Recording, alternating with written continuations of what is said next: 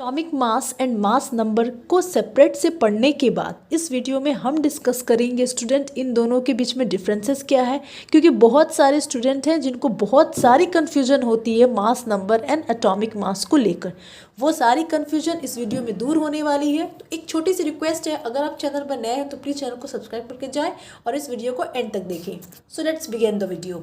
सी student, mass number हम कहते हैं स्टूडेंट किसी भी एटम में जो न्यूक्लियस प्रेजेंट है उस न्यूक्लियस का वेट कितना है, और न्यूक्लियस को कंट्रीब्यूट कौन करता है? Proton and neutron, because nucleus खुद बना है प्रोटॉन एंड न्यूट्रॉन का, है ना। तो so mass number is the weight of the nucleus of an atom. Okay, किसी भी पर्टिकुलर एटम का वेट कौन देता है? एटम जिस सब एटॉमिक पार्टिकल से बना है। तो किस सब एटॉमिक पार्टिकल से एटम बना है? हमने पढ़ा है electron, proton and neutron. Electron को वैसे भी हम कंसीडर नहीं करते हैं बिकॉज उनके मासेस बहुत नेग्लिजिबल हैं as comparison to proton and neutron, ठीक है। इसलिए हम कंसीडर करेंगे मास प्रोटॉन का और न्यूट्रॉन का, जो कि न्यूक्लियस के अंदर होता है एटम के। ओके, और इसे हमने कह दिया मास नंबर उस पर्टिकुलर एलिमेंट का या उस पर्टिकुलर एटम का। Okay, so mass number will be the weight of the nucleus of an atom. लेकिन एटॉमिक मास हम किसे कहते हैं स्टूडेंट? एटॉमिक मास ये खुद बता रहा है। एटॉमिक मास मतलब मास ऑफ एटम, है ना।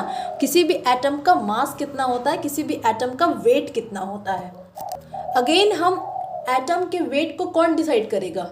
एटम के सब एटॉमिक पार्टिकल, जिस से एटम बना है, और सब एटॉमिक पार्टिकल क्या है? Electron, proton, neutron. इलेक्ट्रॉन को वैसे भी हम कंसीडर नहीं करते हैं, okay, as the mass of the electron is very negligible as comparison to proton and neutron. Okay, तो हम कंसीडर करेंगे सिर्फ प्रोटॉन प्लस न्यूट्रॉन। लेकिन क्वेश्चन ये राइज होता है स्टूडेंट कि मास नंबर में भी तो हमने यही पढ़ा ना ma'am, weight of the nucleus मतलब number of proton plus number of neutron. तो एटॉमिक मास और मास नंबर में डिफरेंस कहाँ पर हुई? क्योंकि एटॉमिक मास भी यही बोल रहा है, मास ऑफ एन एटम, है ना। तो डिफरेंट मेजर यहाँ पर ये है स्टूडेंट, एटॉमिक मास हम कहते हैं स्टूडेंट एवरेज वेट, किसी भी एलिमेंट का, किसी भी एटम का एवरेज वेट क्या होता है। एटॉमिक मास में हमेशा आइसोटोप्स का जिक्र होगा स्टूडेंट, ओके। और इन दोनों में डिफरेंसेस, सारा गेम खेला है आइसोटोप्स का, ओके। आइसोटोप्स मतलब स्टूडेंट ऐसे बहुत सारे एटम प्रेजेंट है नेचर में जिनके पास नंबर ऑफ प्रोटॉन तो सेम है, मतलब अगर सेम एलिमेंट है, अगर सपोज कर लो क्लोरीन है, ओके, सपोज कर लो क्लोरीन है, ठीक है। तो ऐसे बहुत सारे एक्सेप्शन है केमिस्ट्री के वर्ल्ड में स्टूडेंट कि ये भी क्लोरीन एटम है, ये भी क्लोरीन एटम है, ठीक है। इस क्लोरीन एटम के पास प्रोटॉन की संख्या है 17, इस क्लोरीन एटम के पास भी प्रोटॉन की संख्या है 17, ठीक है। डिफरेंस कहाँ पर राइज होती है स्टूडेंट कि इस एटम का मास नंबर अगर हम कैलकुलेट करें, मतलब number of proton plus number of neutron अगर हम कैलकुलेट करें स्टूडेंट, तो इस एटम का मास नंबर आएगा 37, ओके, और इस एटम क्लोरीन का मास नंबर आएगा 35। तो हो ना हो स्टूडेंट, जबकि प्रोटॉन के नंबर बिल्कुल सेम है, तो नंबर ऑफ न्यूट्रॉन में कुछ डिफरेंसेस आएंगी, है ना। नंबर ऑफ न्यूट्रॉन में कुछ डिफरेंसेस आएंगी, तभी तो मास नंबर डिफरेंट आ रहा है ना। तो ऐसे एटम को हम बोलते हैं स्टूडेंट जिनके नंबर ऑफ प्रोटॉन इक्वल होते हैं, जिनके एटॉमिक नंबर इक्वल होते हैं, लेकिन मास नंबर अलग होते हैं। मतलब कि इस क्लोरीन एटम में प्रोटॉन की संख्या तो दोनों में सेम है, लेकिन न्यूट्रॉन की संख्या अलग है, इसलिए मास नंबर भी अलग आ रहा है, ठीक है। और ऐसे एटम को हमने कह दिया आइसोटोप्स। ऑल्दो आइसोटोप्स की एक अलग से सेपरेट वीडियो मैंने अपलोड कर दी है, आप प्लीज़ स्ट्रक्चर ऑफ एटम के प्लेलिस्ट में जाकर एक्सेस करें, you will definitely gonna love the video. तो ऐसे एटम का हम एटॉमिक मास कैसे कैलकुलेट करेंगे स्टूडेंट? तो ऐसे एटम के लिए जिसे हम कहते हैं आइसोटोप्स, ऐसे एलिमेंट के लिए आते हैं एटॉमिक मास, ओके। मतलब स्टूडेंट एटॉमिक मास बोलता है कि भाई साहब हम तो उस एलिमेंट का एवरेज वेट बताएंगे, एवरेज वेट क्या होता है, ओके। जैसे सपोज कर लो आप किसी भी पर्टिकुलर एटम का मास नंबर बहुत ईजिली कैलकुलेट कर सकते हो, है ना, उसके number of proton and number of neutron को ऐड कर दोगे, आपको मास नंबर मिल जाता है, ठीक है। लेकिन कई सारे ऐसे एलिमेंट है स्टूडेंट जिनके नंबर ऑफ प्रोटॉन इक्वल होते हैं लेकिन मास नंबर अलग होता है, मतलब नंबर ऑफ न्यूट्रॉन अलग होंगे, इसलिए एटॉमिक मास भी डिफर करता है उस पर्टिकुलर एटम का। जैसे ये क्लोरीन है ना, ये आइसोटोप्स है क्लोरीन के, तो ऐसे एटम के लिए वर्ड आते हैं student atomic mass. Although atomic mass की एक सेपरेट से वीडियो मैंने अपलोड कर रखी है, मास नंबर की भी सेपरेट से वीडियो अपलोड कर रखी है, आप प्लीज़ मेरे प्लेलिस्ट में जाकर एक्सेस करें एटम्स एंड मॉलिक्यूल्स में, you will definitely gonna love the video.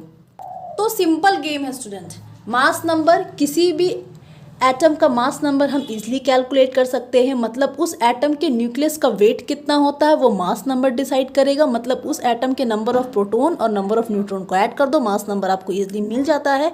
लेकिन एटॉमिक मास हम कहते हैं स्टूडेंट कि किसी भी एलिमेंट का एवरेज वेट क्या होता है, ठीक है। जैसे ये क्लोरीन है, ये क्लोरीन है, तो इन दोनों का एवरेज वेट क्या होगा, ठीक है, जिसे हम रिलेट करते हैं।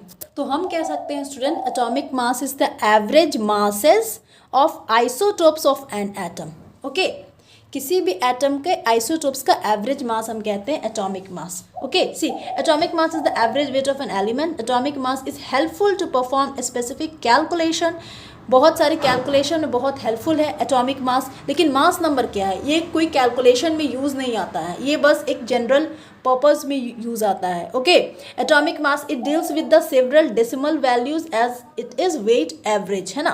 देखो बहुत सारे एटम के, हर एक एटम के अलग अलग एटॉमिक मास होते हैं, तो डेसिमल वैल्यू आ सकते हैं, ठीक है, लेकिन मास नंबर के डेसिमल वैल्यू नहीं होते हैं स्टूडेंट, ठीक है। See it is simplified number usually without decimal value.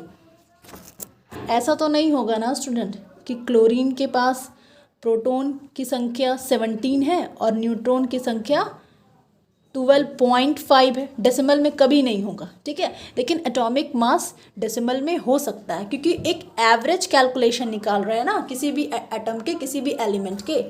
See, atomic mass relates to the average weight of an elemental form and therefore it takes into consideration the existence of isotopes and their abundance. मतलब atomic mass किसी भी एक average mass है किसी भी isotopes of an atom का। और mass number क्या है student, it doesn't take the existence of isotopes into consideration as it relates to the weight of each atom separately. जैसे आप एग्जांपल में खुद यहाँ पर देखो ना स्टूडेंट, इस क्लोरीन का मास नंबर अलग है, इस क्लोरीन का मास नंबर अलग है ना। तो इसमें आइसोटोप्स का कोई मतलब ही नहीं होता है, ठीक है, क्योंकि हर एक एटम का अलग अलग मास नंबर होगा, ठीक है। लेकिन जब हम एटॉमिक मास की बात कर रहे हैं, जैसे ये भी क्लोरीन है, ये भी क्लोरीन है, ठीक है तो सेम एलिमेंट, ठीक है, लेकिन इनके एटॉमिक मास अलग होंगे, इनके एटॉमिक मास अलग होंगे। तो इन दोनों के एटॉमिक मास अलग होंगे स्टूडेंट, और इनका हम एवरेज कैलकुलेशन निकालते हैं जिसे हम कहते हैं atomic mass, okay. I hope you enjoyed the video, thank you for watching, God bless you all.